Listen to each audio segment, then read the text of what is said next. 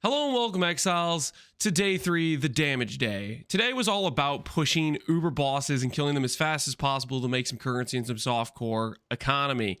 AKA, we dropped some defense and we picked up a hell of a lot of damage. And we swapped to a skill that's just, frankly be honest about it, it's ridiculous for bossing. The ability to do full damage uptime while standing wherever the hell you want in the arena, and it's just permanently on there while you can focus on dodging, is paramount for bossing early with these ubers. I'm going to go ahead and showcase a Maven right now, and you'll see what I'm talking about in terms of difficulty on these fights. So right out the gate, you walk in, you'll notice gain 100, 24 damage, blind on hit. They can have suppress, they can have crit reduction, they can have unique boss speed plus unique boss damage. There's a lot of dangerous mods that can roll in here. So all the ubers, they just hit harder. And then on top of that, they have enrage, which means once you get them to half life, only halfway through the fight, and their other mechanics start getting harder as well, they start attacking faster and dealing more damage. So ubers are really tough right now. And quite frankly, I felt just having more damage and the ability to run around was a game changer for making these bosses easier to start getting some uber boss uniques into the drop table. So I'm going to showcase this uber Maven. I'm going to try to not misplay it too badly. Hopefully I can manage that without doing anything too stupid. Right now we have enough damage where we can phase Maven before the balls, like the degen balls, come out. So we're going to try to do a clean arena throughout the fight. We'll see if we manage it. Sometimes Maven does some awkward combo abilities where it can be somewhat unavoidable. It's not the end of the world to put stuff in the middle, but right now we're just Penance Brand because Penance Brand is insane. And you're going to probably think, oh, did you change the tree a lot for Penance Brand? Not really. It was a few passive points where we swapped out a bit of damage for the Rune Binder plus some cast speed. You'll notice the tree looks relatively the same. The biggest change that really happened here is we just mostly lost some of our defensive power. We had to give up a couple of our regen nodes. We have to give up a couple of our life nodes. So we, instead of being like 5k life, we're 4k life. But I think you can agree that this damage is well worth it for the content we're doing.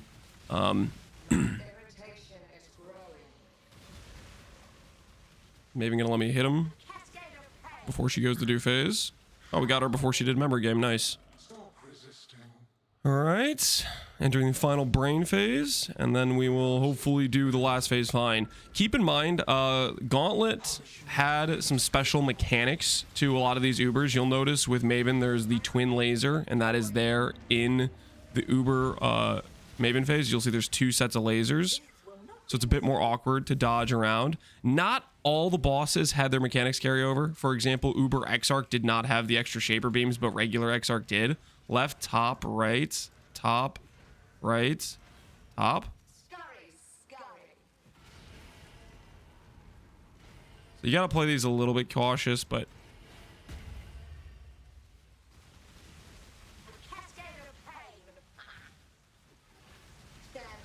all right, so that's an Uber Maven with the new damage setup. Hopefully we get a wand or a flask.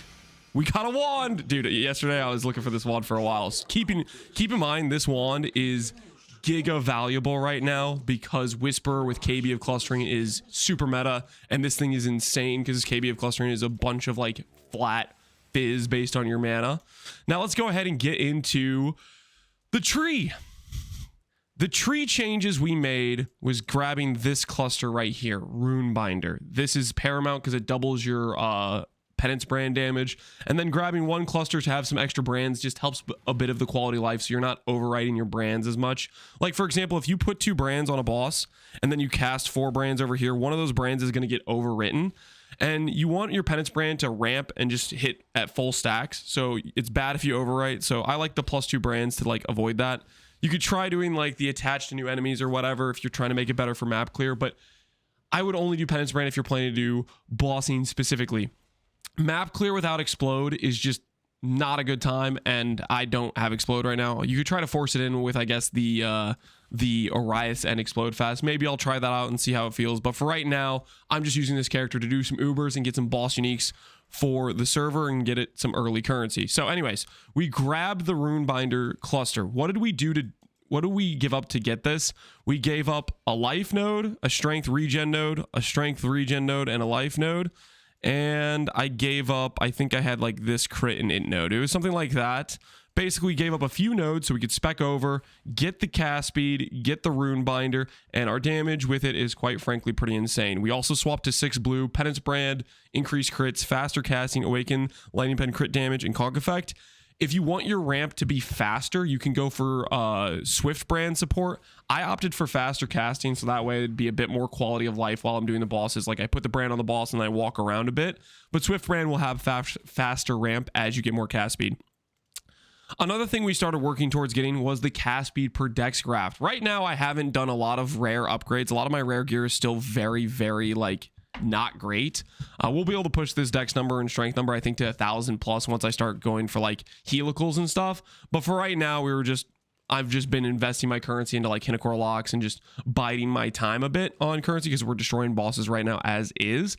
But anyways, going for cast speed per dex, as you get this dex number up, it'll end up giving us 50 cast speed with just that implicit. So if you can get that on Heart of Flame and Tender Embrace, I haven't got it on Tender Embrace, but I'm start working on doing that. You need unstable implants to corrupt it on. So that's what I'm going to be working towards. But between these two graphs, we'll have 100 cast speed. So it'll make something like Penance Brand feel a lot better. Now, keep in mind, I am only doing Penance Brand Anticipation because it's an unethical DPS skill that's really convenient for bosses, and bosses are really hard right now. You can play whatever spell you want. This staff is very generic damage, and it works fantastically no matter what you play. If it's a hit-based spell, it'll do damage. You can play anything from Elemental, Tornado of Turbulence, to Blade Vortex if you wanted to. For Blade Vortex, you'd go like an Unleash setup. For Elemental Turbulence, you'd invest less in the cast speed, and you'd go more for hitting harder, you know, that sort of thing. Maybe you get some skill effect duration for quality of life. Make this thing your own. Play a skill you actually enjoy. I'm just being unethical and going into dissipation right now because I'm trying to force uber bosses without upgrading my gear more than I already have. As for the elephant in the room, you may notice we have a Mageblood now, and you're going to ask, Lance, can I play this build without a Mageblood? The answer is yes. I was playing this without a Mageblood. I was doing bosses without a Mageblood before I got it. What does Mageblood give you? Right now, I'm using it purely as a damage speed belt because I'm going Onslaught plus Diamond Flask plus Amethyst Flask, which means I could drop a lot of my Chaos Res on gear to swap for more attributes just to get extra DPS. The overall end result of this belt is it doubled my damage.